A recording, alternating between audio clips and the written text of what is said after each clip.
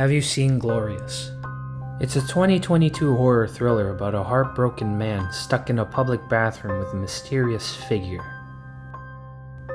The film begins with Wes standing in the abyss of his nightmare. A woman's voice asks him if he is thinking about her. He answers yes, always, and that he can't stop. The voice replies that he said it was different. Suddenly there is a scream, and we see a flash of a monstrous eye staring back at us. Wes wakes up in his moving car and swerves back into his lane. He continues driving, and we notice there is a red box on the passenger seat. He reaches a rest stop where there is a woman sitting on the bench. He stretches and goes to a vending machine, while the woman stares off into space. His chocolate gets stuck in the machine, and the woman comments that he should just stop and tries to help him get his chocolate bar.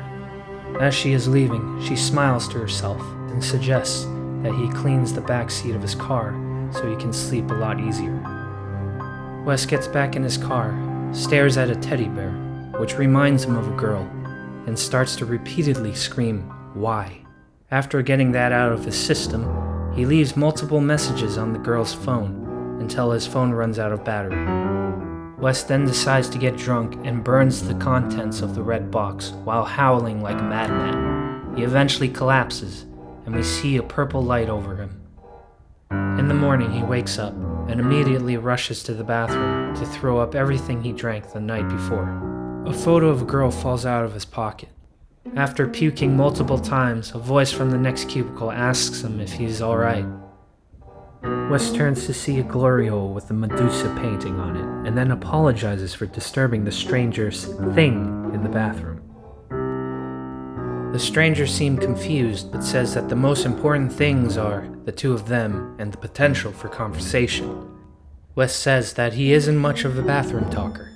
Wes is then grossed out because he touched his face after touching the toilet. The stranger informs him that he has 127 different strains of bacteria in his eyes. After washing his eyes, the stranger compliments him on his bathroom conversation skills, and Wes replies that he has caught him on an off day. The expression confuses the stranger again, and Wes explains he doesn't usually hang out in a public bathroom with no pants on. The stranger asks him if he is naked. Wes replies, "No." The stranger then asks him for his name, and he gives it to him. The stranger then tries to continue the conversation, but Wes confesses that he isn't into conversation with random dudes hiding out in the bathroom stalls. The stranger replies that some things are beyond their control, but then asks Wes if he wants to know their name, and proceeds to teach him a special technique to pronounce it. The stranger instructs Wes to hold his tongue and say, "Got another one," slowly. Wes struggles, but eventually says, "Gata no doa," and the stranger replies it's a name of a very old god. Wes guesses that the stranger had hippie parents, but the stranger replies not quite. "I am he. I am that god." Wes then asks if he is role-playing or LARPing. Wes realizes the picture isn't in his pocket and finds it next to the toilet. Wes then gets a bit curious and tries to take a peek in the Gloryhole. "Gata no doa" shouts "Don't do that," and it's his only warning. Wes doesn't listen and tries to look over the bathroom stall, but Gaddy roars at him until Wes finds himself outside on the ground again. He rushes over to his car and gets in. Suddenly, the girl Wes has been thinking about is in the passenger seat and asks him if he is alright. He replies yes, but then she grabs his arm, says, "I told you not to look in the stall," and starts to growl while worms wiggle out of her eyes. Wes then wakes up back in the bathroom, freaks out, and starts to accuse the stranger of drugging him. Gaddy asks Wes if he saw her, and that she is so tied to his misery that she is practically here now. Wes says, "You need help, man," and tries to leave the bathroom. Gaddy comments that technically they are neither man nor woman. Wes finds out that he can't open the door and starts to panic. Gaddy creates a purple force field to hide them and asks him if he is agitated because he saw Brenda. This catches Wes' attention, but he continues to shout, "Let me out," and loses it until Gaddy shouts, "Pull it together." Gaddy then apologizes for raising his voice, but that this is fate. Wes then sees the bottom of the red glowing bulge, dripping with ooze in the bottom of Gaddy's stall. He panics again and tries to launch himself off a urinal, but slips and bumps his head. Gaddy asks once again to come back into the stall so they can talk. Wes asks if he does it, can he leave? Gaddy replies that he doesn't want to make a promise he can't keep, and warns him again to not look at them, as it will turn him into a grotesque shell, a hideous monster. Wes agrees to not look but tries to distract Gaddy by making jokes while unscrewing an air vent cover. He crawls through an air vent but ends up back in the bathroom stall. Gaddy explains there is no way out, and finally Wes asks what he needs to do to get out. Gaddy replies that the universe has a favor to ask. Wes frustratedly replies that the same universe has been taking a dump on him for some time. Gaddy asks him why he blames the universe but doesn't take responsibility for his own actions. Gaddy then asks him about that night. Wes searches his memories and sees Brenda repeating, "You said I was different," but Gaddy brings Wes back shouting he will listen to what they have to say. The sharp screech makes his ears bleed. Gaddy starts to tell a background story about a powerful being discovering powers to give physical form to his thoughts. But Wes interrupts Gaddy by peeing in a urinal.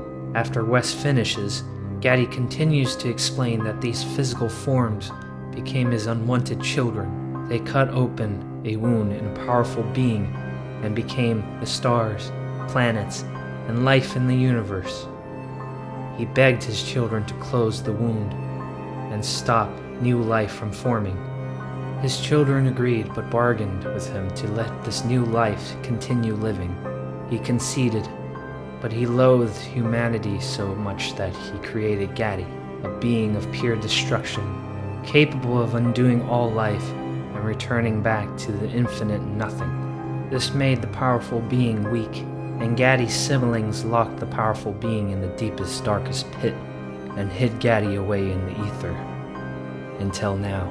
After the story, Wes asks if he is in hell, and wonders how many religions believe that God hangs out in the bathroom waiting to blow up the world. Gaddy starts coughing and explains it doesn't want to do that, as he has started feeling a connection with humans. Wes asks if Gaddy is alright, and it explains his powers to hide from his father, who is looking for him. Once he fully enters the material world, it will mean the total annihilation of all life in the universe. Gaddy tells him that only he can stop this. Before Wes can respond, he hears a car pulling up outside. He starts to shout for help. The man outside hears his cries and goes to the bathroom, but the door won't budge. Gaddy warns Wes there will be consequences, but Wes orders him to open the door. Gaddy replies, "So be it," and allows the man in. Wes rushes for the door. The man blocks him before he can stop it from closing. The man explains that he is Gary, the property supervisor, and starts to question Wes, asking who is responsible for the faulty door. Gaddy says he is. Gary starts to suspect some homoerotic funsies and informs Wes that there are motels nearby and for them to move on. Gaddy tells him that it is not going to happen and that he is a part of this now. Wes tries to bargain with Gaddy, suggesting that they let him go and Gary can replace him in satisfying his needs. Gary exclaims that he is going to call the police, and Gaddy asks Wes if he thinks it is wise to talk to the police given his situation.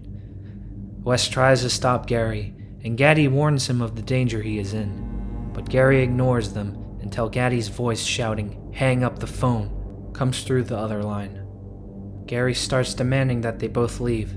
Gaddy explains that Wes was chosen for this, and he can't let Gary leave as he might tell people what he has seen. Gary loses his temper and slams on Gaddy's door, but gets shocked by its powers. Gaddy advises Wes to step into the next stall. while he takes care of everything. The lights start flashing.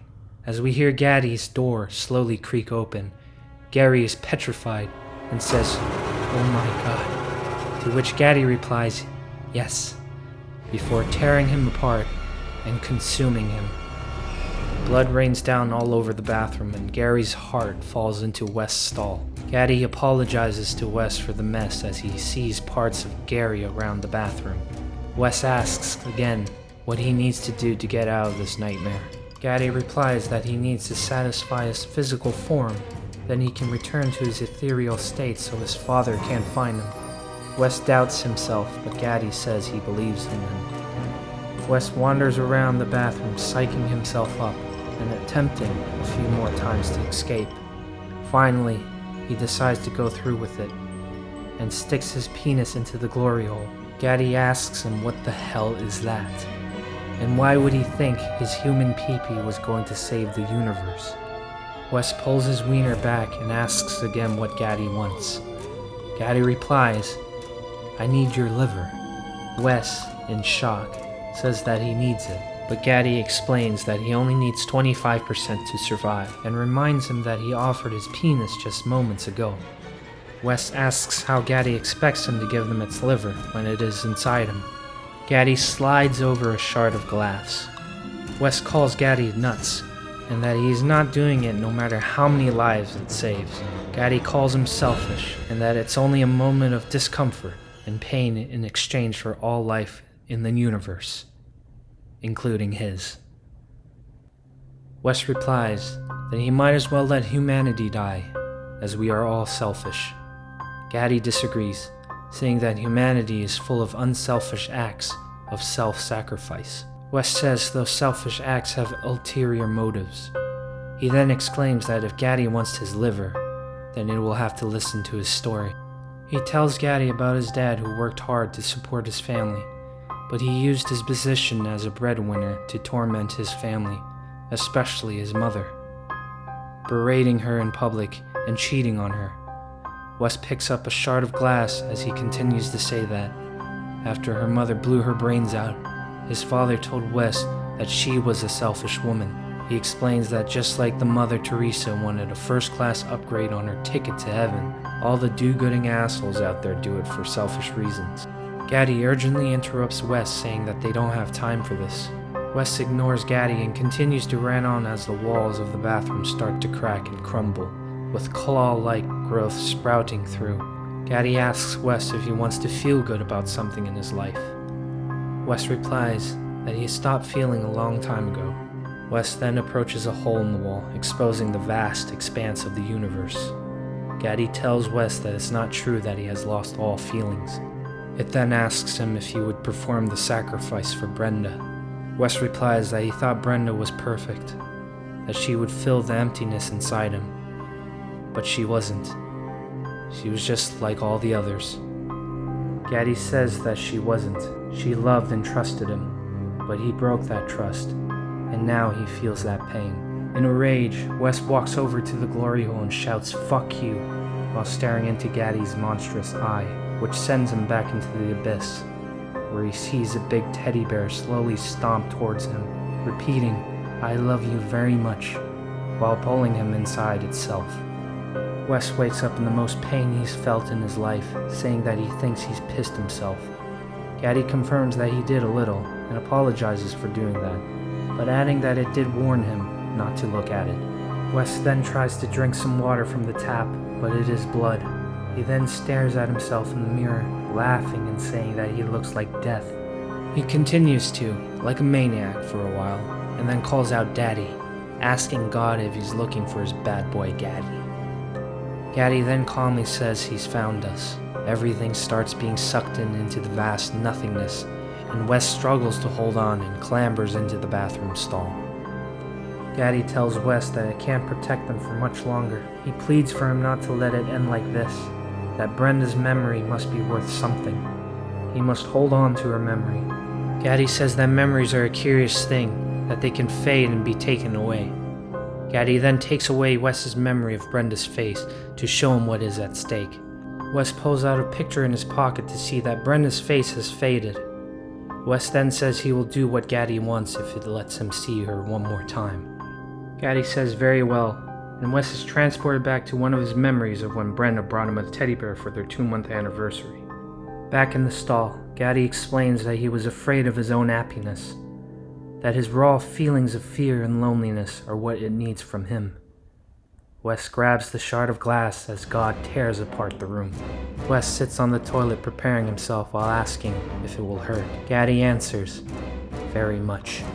Wes then places the shard on his abdomen while taking deep breaths. Just as he's about to stab himself, Gaddy stops him, saying, "It's on the other side." Wes chuckles to himself a bit before cutting himself open, while having flashbacks of his time with Brenda. He screams in agony as he sees the flashback of Brenda looking through his red box, which is full of Polaroid pictures of other women in distress and fear. Behind her, Wes is holding a large kitchen knife. They are both standing in the abyss. Wes smiles at her as she looks down at her abdomen, where her dress is covered in blood, and Wes is holding onto the glass shard. Suddenly, Brenda is behind him, and multiple arms wrapped around him as Brenda digs her hand into his side. Back in the stall, Gaddy reaches into his wound with one of its tentacles and pulls his liver through the glory hole. Wes stumbles out of the stall and collapses onto the floor. Behind him, Gaddy growls and its bathroom stall creaks open to reveal its true grotesque self. A bright light engulfs Wes until he is lying on the floor of the bathroom, which is back to its original state. Gaddy tells him that it has returned to the ether, and that it is over. Wes tells himself that he has saved the universe, and that he's a hero. Gaddy replies, no. Heroes are remembered, whereas he will be forgotten. They both will be, and it is what they deserve, as they both are beings of pure destruction who don't belong in this beautiful world. And with that, Gaddy says goodbye. Wes crawls outside to find his teddy bear on the grass. He stares up at the trees and dies. We then zoom out into the beautiful vast nothingness that is the universe. Sorry? Now you've seen it. Please like and subscribe. And remember, kids, when you have a hangover and you reach a public bathroom, try not to dump your head in the toilet.